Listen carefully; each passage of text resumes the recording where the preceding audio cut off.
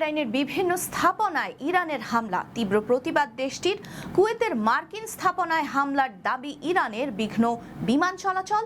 হুথিদের দাবি প্রত্যাখ্যান করল সৌদি আরব। বাবেল আল মানদেব নিয়ে উত্তেজনা। কাতার জানালো যুদ্ধ বন্ধের দাবি। বাহরাইন কুয়েতে হামলার নিন্দা। দুবাই থেকে বাতিল হচ্ছে একের পর এক ফ্লাইট। নিরাপত্তা নিয়ে বাড়ছে উদ্বেগ। আর ওমানের উপকূলে ট্যাঙ্কারে হামলার দায় নিচ্ছে না কেউ। এসব খবর নিয়ে আজকের মধ্যপ্রাচ্যের নিউজ আপডেট, সাথে আছি আমি পৃথ্বী বিশ্বাস। শুনছিলেন শিরোনাম, এবার বিস্তারিত। শুরুতেই বাহরাইনের খবর। বাহরাইনের নানান স্থাপনায় হামলার ঘটনা ঘটেছে বলে জানিয়েছে মধ্যপ্রাচ্যের নানান সংবাদ মাধ্যম। সরকার জানিয়েছে এসব হামলায় বেসামরিক স্থাপনাকে লক্ষ্যবস্তু করা হয়েছে। এসব হামলাকে আন্তর্জাতিক আইনের লঙ্ঘন দাবি করে বাহরাইনের পররাষ্ট্র মন্ত্রণালয় জানিয়েছে ড্রোন হামলায় দেশটির বেসরকারি বিমান চলাচলের নির্দেশনা, যন্ত্রপাতি এবং আকাশপথের চলাচলের ব্যবস্থা ক্ষতিগ্রস্ত হয়েছে। তবে এসবের ফলে বিমান চলাচল বা আকাশপথে উড়োজাহাজের স্বাভাবিক কার্যক্রমে এখন পর্যন্ত কোনো বিঘ্ন ঘটেনি। এদিকে ইরানের বিপ্লবী বাহিনী দাবি করেছে তারা বাহরাইনে অবস্থিত যুক্তরাষ্ট্রের একাধিক সামরিক স্থাপনায় হামলা করেছে।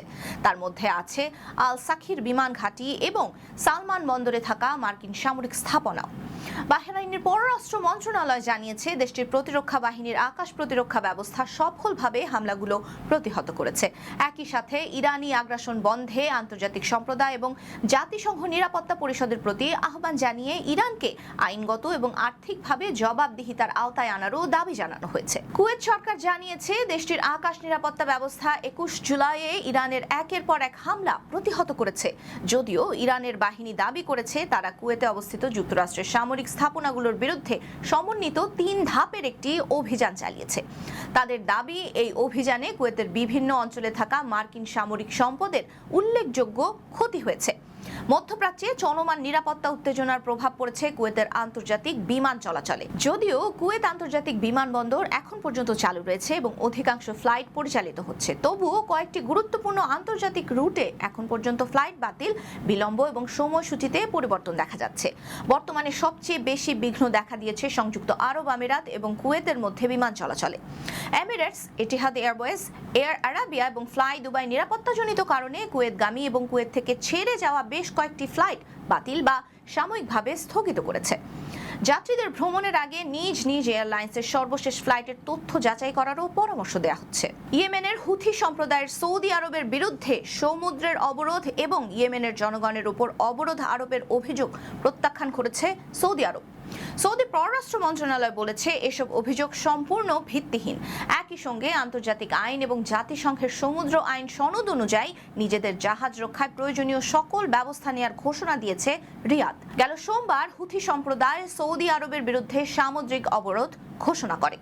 তারা দাবি করেছে ইয়েমেনের জনগণের উপর দীর্ঘদিন ধরে আরোপিত অবরোধের জবাব হিসেবেই এই পদক্ষেপ নেওয়া হয়েছে। এর পরপরই সৌদি আরব আনুষ্ঠানিক বিবৃতিতে হুথিদের অভিযোগ নাকচ করে দেয়। সৌদির পররাষ্ট্র মন্ত্রণালয় জানিয়েছে গত কয়েক বছর ধরে আন্তর্জাতিকভাবে স্বীকৃত ইয়েমেন সরকারকে সহযোগিতা করে দেশটি ইয়েমেনের মানুষের দুর্ভোগ কমাতে কাজ করছে। সৌদি আরব আরও বলেছে বাব আল মানদেব প্রণালীর মতো গুরুত্বপূর্ণ নৌপথে যে কোনো ধরনের হামলা বা বাধা আন্তর্জাতিক বাণিজ্য ও জ্বালানি সরবরাহ ব্যবস্থার জন্য গুরুতর ঝুঁকি তৈরি করছে। এ কারণে আন্তর্জাতিক আইন অনুযায়ী সৌদির জাহাজের নিরাপত্তা নিশ্চিত করতে প্রয়োজনীয় সকল পদক্ষেপ নেওয়া হবে। কুয়েত ও বাহরাইনে ইরানের হামলার তীব্র নিন্দা জানিয়েছে কাতার সরকার। দেশটির পররাষ্ট্র মন্ত্রণালয় বলেছে কুয়েত এবং বাহরাইনের ভূখণ্ডে চালানো এসব হামলা দুই দেশের সার্বভৌমত্ব এবং ভৌগোলিক অখণ্ডতার সুস্পষ্ট লঙ্ঘন। একই সঙ্গে এটি আন্তর্জাতিক আইন, জাতিসংঘ সনদ এবং প্রতিবেশী দেশগুলোর সঙ্গে সুসম্পর্ক বজায় রাখার নীতিরও পরিপন্থী। কাতারের রাষ্ট্রীয় বার্তা সংস্থা কিউএনএ প্রকাশিত এক বিবৃতিতে পররাষ্ট্র মন্ত্রণালয় জানিয়েছে এ ধরনের হামলা অব্যাহত থাকলে তা আঞ্চলিক উত্তেজনা আরও বাড়িয়ে দেবে এবং পরিস্থিতি নিয়ন্ত্রণের প্রচেষ্টাকে জটিল করে তুলবে। পাশাপাশি অঞ্চল জুড়ে নিরাপত্তা ও স্থিতিশীলতা প্রতিষ্ঠার লক্ষ্যে চলমান রাজনৈতিক ও কূটনৈতিক উদ্যোগও বাধাগ্রস্ত হবে।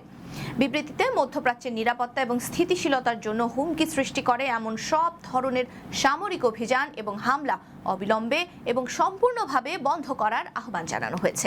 যুক্তরাষ্ট্র ও ইরানের চলমান উত্তেজনার প্রভাব পড়েছে সংযুক্ত আরব আমিরাতের বিমান চলাচলে। যদিও দুবাই আন্তর্জাতিক বিমানবন্দর এবং আবুধাবির জায়েদ আন্তর্জাতিক বিমানবন্দর স্বাভাবিকভাবেই পরিচালিত হচ্ছে। তবুও নিরাপত্তাজনিত কারণে কয়েকটি আন্তর্জাতিক রুটে ফ্লাইট বাতিল, স্থগিত এবং সময়সূচিতে পরিবর্তন আনা হয়েছে। সবচেয়ে বেশি প্রভাব পড়েছে সংযুক্ত আরব আমিরাত এবং কুয়েতের মধ্যকার বিমান চলাচলে। Emirates, Etihad Airways, air Arabia এবং ফ্লাই দুবাই কুয়েতগামী ও কুয়েত থেকে ছেড়ে আসা একাধিক ফ্লাইট বাতিল করেছে। ইতিহাদ জানিয়েছে তাদের আবুধাবি কুয়েত রুটের কিছু ফ্লাইট 24 জুলাই পর্যন্ত বাতিল থাকবে। এছাড়া ফ্লাই দুবাই, দুবাই বাহরাইন রুটের কিছু ফ্লাইটও বাতিল করেছে। ফ্রান্সের জাতীয় বিমান সংস্থা এয়ার ফ্রান্সও মধ্যপ্রাচ্যের নিরাপত্তা পরিস্থিতির কারণে দুবাই এবং সৌদি আরবের রাজধানী রিয়াদে ফ্লাইট সাময়িকভাবে স্থগিত ঘোষণা করেছে। অনেক বিমান সংস্থা ইরান এবং সংঘাতপূর্ণ আকাশসীমা এড়িয়ে সৌদি আরব এবং দক্ষিণাঞ্চলের বিকল্প রুট ব্যবহার করছে। ফলে কিছু ফ্লাইটের যাত্রার সময় 1 থেকে 3 ঘন্টা পর্যন্ত বেড়ে যাচ্ছে। ওমান উপকূলে একটি তেলবাহী ট্যাঙ্কারে হামলার ঘটনা ঘটেছে বলে জানিয়েছে যুক্তরাজ্যের ম্যারিটাইম ট্রেড অপারেশন। সংস্থাটি জানিয়েছে এই ট্যাঙ্কার অজ্ঞাত ক্ষেপণাস্ত্র বা অস্ত্রের আঘাতে ক্ষতিগ্রস্ত হয়। ঘটনাটি ঘটেছে হরমুজ প্রণালীর কাছে যখন জাহাজটি সমুদ্রপথে চলাচল করছিল। যদিও কোনো দেশ এখন পর্যন্ত এই হামলার দায় স্বীকার করেনি। ইউকেএমটিও জানিয়েছে ওমানের লিমাহ এলাকায় প্রায় 13 নটিক্যাল মাইল দক্ষিণ পূর্বে এই ঘটনাটি ঘটে। ট্যাঙ্কারটি দক্ষিণ দিকের নৌপথ দিয়ে যাওয়ার সময় আঘাতের শিকার হয়। এই ঘটনার পর ওই অঞ্চলে চলাচলকারী বাণিজ্যিক জাহাজগুলোকে সতর্কতার সঙ্গে চলাচল করার পরামর্শ দেওয়া হয়েছে।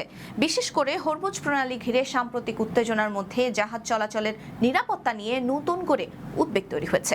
এই ছিল আজকের মধ্যপ্রাচ্যের নিউজ আপডেট। আল্লাহ হাফেজ।